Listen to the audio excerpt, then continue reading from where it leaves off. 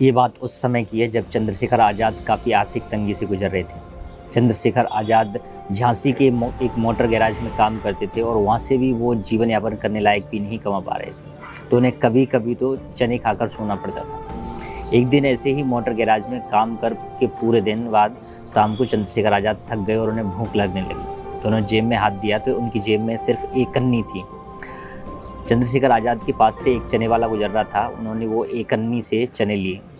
जब वो चने खा रहे थे तो उन्होंने ध्यान दिया कि उनके चनों में एक इकन्नी चने वाले की तरफ से गलती से आ गई थी। उनके मन में एक पल के लिए ख्याल आया कि मैं इस इकन्नी को रख लेता हूँ, आर्थिक तंगी से जूझ रहा हूँ, कल मेरे लिए चने खाने का इंतजाम हो जाएगा।